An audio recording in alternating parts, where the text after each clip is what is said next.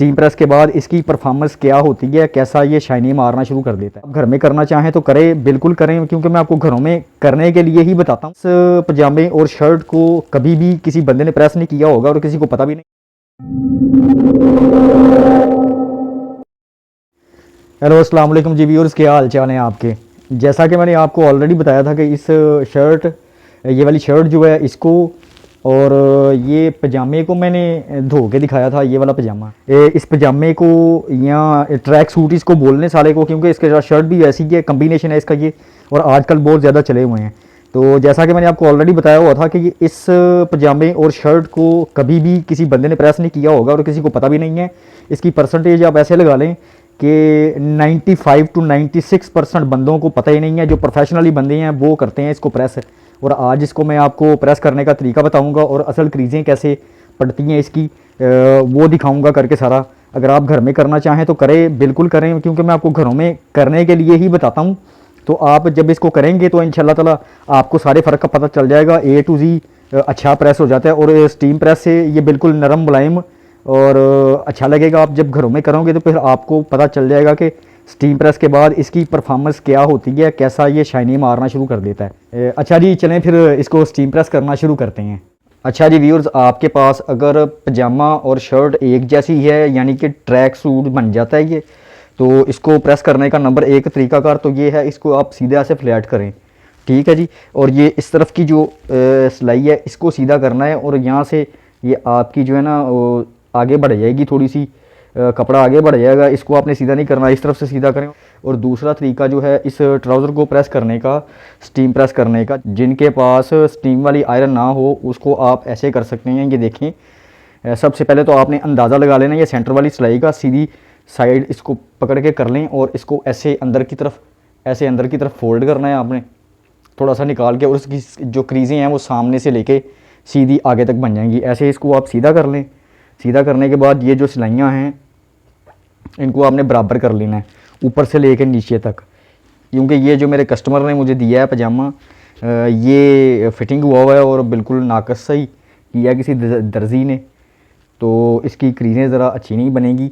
तो मैं कोशिश यही करूँगा कि ये बिल्कुल ठीक हो जाएगी। और नीचे से तो हमने ठीक कर लिया, अब इसको ऊपर से करते हैं ठीक। ऑलरेडी मैंने पेंट की वीडियो बनाई हुई है, उसमें बताया कि इसको सीधा कैसे करना है, वैसे ही आपने करना है। ये चेक कर लें, मेरे हाथों की मूवमेंट आपने चेक करनी है लाजमी। ऊपर से लेकर नीचे तक इसको सीधा कर लें। यहाँ से आप अंदर की साइड पे फिंगर डालें और इसको ऊपर से थोड़ी सी खिंचाई करेंगे, बराबर हो जाएगा। ये भी सामने से भी अब इसको थोड़ा सा सीधा करना है, पीछे से हिलने ना पाए, अगर पीछे से हिलेगा तो फिर काम ख़राब हो जाएगा। ये देखें जी, ये इसको अब मैंने सेट कर लिया है। अब इस पर वही पैडिंग वाला कपड़ा जो मैंने, गीला कपड़ा जो आपको बताया था कि ऊपर रख के करना है, वो कपड़ा जो होता है वो असल में होता है खद्दर का। तो मैंने ऑलरेडी उसको बकेट में, बाल्टी में भिगो दिया था। इसको मैंने सीधा कर लिया। अब इस पर हम आयरन चढ़ाएंगे गीला कपड़ा रख के। ये कपड़ा मैंने गीला करके अच्छे तरीके से निचोड़ लिया इसको, और निचोड़ने के बाद इसके ऊपर ऐसे ही रखना है। नीचे से आपका ट्राउज़र जो वो ख़राब ना हो, उसको ऐसे हवा दिला दिला के ऊपर नीचे करके इसको सीधा करना है। और जहाँ से आपका ये ट्राउज़र ख़राब हो जाए, यानी कि क्रीज़ें इसकी ख़राब हो जाए, तो फिर से आपने दोबारा से इसको सही करना है। अब ऐसे इसको ऊपर बिछाने के बाद बिस्मिल्लाह करके आप इसके ऊपर आयरन रखें। आयरन से जो है वो हीट जाएगी इसके अंदर, स्टीम यानी कि भाप जाएगी, तो फिर आपका जो ट्राउज़र है वो प्रेस हो जाएगा अच्छे तरीके से। और यही तरीकाकार है इसको प्रेस करने का, ये आप चेक करने ही होंगे। अब देखें, ये आप चेक करना है, देखें इसका तरीकाकार यही है। सिल्की जो रेशमी स्टफ़ होती है उसको आप ऐसे प्रेस कर सकते हैं, चाहे लेडीज़ हो चाहे जेंट्स हो, यही तरीकाकार है इसका। और जब भाप जाती है इसमें तो फिर इसकी शाइन बढ़ जाती है। ये घरों के लिए आजमूदा फार्मूला है, बड़ा ज़बरदस्त। और जो धोबी लोग हैं वो भी ऐसे ही करते हैं, पेंट कोट वगैरह। और एक भाई ने मुझे बोला था कि आप कोट को प्रेस करने का तरीकाकार भी बता दें और ड्राई क्लीन करने का तरीकाकार भी बता देंगे। देखें आपके सामने यहाँ पे शाइनी मार रहा है और यहाँ से अभी प्रेस नहीं हुआ क्योंकि कपड़ा छोटा था, तो इस वजह से वो आपके सामने ही सारा मामला। अब इसको ऐसे आप रख लें। आपने कोशिश यही करनी है कि आपकी आयरन जो है वो इसके ऊपर ना आए, इसके ऊपर आएगी तो जल जाएगा। ये वो क्रीज़ मुझसे ख़राब हो गई थी, फिर मैं दोबारा करने लगा हूँ।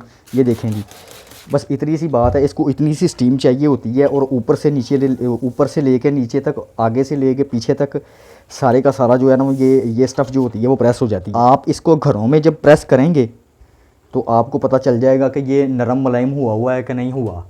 स्टीम असल में रेशमी स्टफ़ की जान होती है। ये देखें जी, ये दोनों तरफ से ही A to Z हो गया, दोबारा दूसरी साइड पे करने की ज़रूरत ही नहीं है इसको। जो इसमें थोड़ा सा सीलापन रह जाता है उसकी आप फ़िक्र ना करें, क्योंकि जब आप इसको लटकाएंगे तो फिर ये जो है इसमें से सीलापन जो है ख़त्म हो जाता है। तो वो बटनों को आप बंद कर लें अच्छे तरीके से, बीच में कोई सरवटें या शिकने ना रहें। ऐसे इसने आपको ऐसे आपने इसको बंद कर लेना है। और सबसे पहले तो आपने करने हैं इसके बाजू प्रेस। बाजू ऑलरेडी मैंने वो पोलो शर्ट का भी आपको बताया हुआ था, वो भी ऐसे ही प्रेस करते हैं। इसका तरीकाकार भी बिल्कुल सेम ही है। ऊपर से लेकर नीचे तक आपने इसको बिछा लिया है बाजुओं को। इसके अंदर किसी किस्म की कोई भी सरवट नहीं होनी चाहिए, शिकने नहीं होनी चाहिए, नहीं तो फिर वो पड़ जाएंगी पक्की की पक्की, क्योंकि हम इसमें स्टीम कर रहे हैं, भाप दे रहे हैं इसको। तो इसमें जो कपड़ा आपका गीला हुआ है वो तो ठीक है, अगर गीला नहीं सूखा हुआ तो उस पर आपने अच्छे तरीके से शावर लगा लेना है। शावर लगा के इसको भिगो देना है। भिगोने के बाद आपने सिर्फ बाजू बाजू पे इस्त्री रखनी है। आपने इसके अलावा दूसरी साइड पे इस्त्री नहीं लेके जानी, क्योंकि आप बाजू प्रेस कर रहे हो। ये देखें जी, इतनी सी बात है, ये सारी ऊपर से लेकर नीचे तक चली गई है। ये स्टीम इसमें उड़ भी रही होगी, आपको दिख भी रही है। ये हो गया आपके बाजू सारे प्रेस ऊपर से लेकर नीचे तक। सिर्फ बिछाने की आपको बिछाने का तरीकाकार आना चाहिए। अब दूसरे नंबर पे आपने इस शर्ट का जो कॉलर है वो भी ऐसे ही कर लेना है। इसको अलहदा से प्रेस नहीं करना, क्योंकि ये रेशमी स्टफ़ है, इसमें बुकरम भी नहीं है। तो इसको आप ऐसे पकड़ें, आप इसको ऐसे पकड़ें और ऐसे बिछाएं।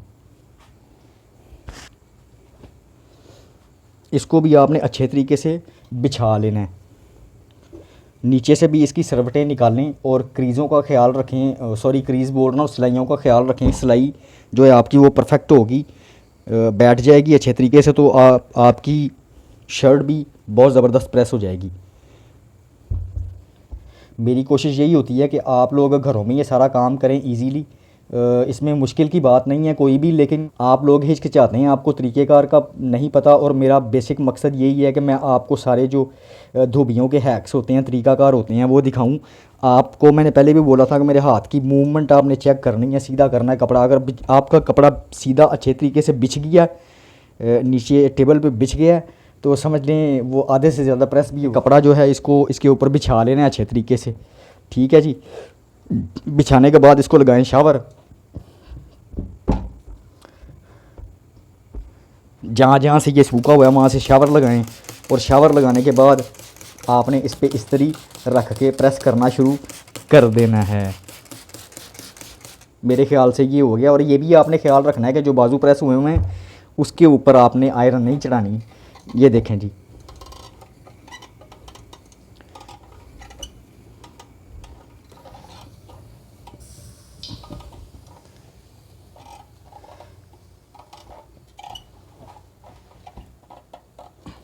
ये कॉलर पे भी आपने एहतियात करनी है। कॉलर जो है वो अच्छे तरीके से आगे पीछे ना हो, क्योंकि फिर सारी लुक जो है वो कॉलर से ही होनी है, तो वो फिर ख़राब हो जाएगा। हल्की फुल्की आपको खिंचाई करनी पड़े तो कर लें, लेकिन ज़्यादा करेंगे तो वो फिर कपड़े की लुक जो है वो ख़राब हो जाती है। ये तरीकाकार है भाइयों और बहनों, घरों में स्टीम करने का, या आपके पास स्टीम वाला गैजेट नहीं है तो ऐसी। एक भाई ने मुझे कमेंट किया था कि आप पेंट कोट को भी ड्राई क्लीन करने का तरीकाकार बताइए। हो सकता है अगली वीडियो में मैं आपको उसका तरीकाकार बता दूं, समझा दूं। पहले तो उसको ड्राई क्लीन करने का तरीकाकार आपको बताऊंगा मैं इंशाल्लाह ताला, तो बाद में उसका प्रेस का प्रोसेस जो है वो भी सारा आ जाएगा। अब ये देख लें आपके सामने है सारा, ऊपर से लेकर नीचे तक A to Z अच्छी प्रेस हो गई है। लेकिन यहाँ से थोड़ी सी कमी है, इसको फिर दोबारा से सीधा कर लें यहाँ से ऐसे, और फिर इस पर रखें कपड़ा। कपड़ा रखने के बाद थोड़ा सा लगाएं शावर। अगर सूखा हुआ है तो, गीला है तो फिर शावर लगाने की ज़रूरत नहीं है। ये लग गया शावर, और इस पर हमने रख दी आयरन। ये जनाब हमारी इस्त्री आ गई है इस पर, और स्टीम इसको फिर दोबारा से लगना शुरू हो गई है। ऊपर से लेके नीचे तक सारी भाप चली जाएगी। ये देखें जी, ये आपके सामने है। तो आज के लिए इतना ही, इन्हें मिलते हैं इंशाल्लाह ताला नेक्स्ट वीडियो में। अच्छा जी, अस्सलाम वालेकुम।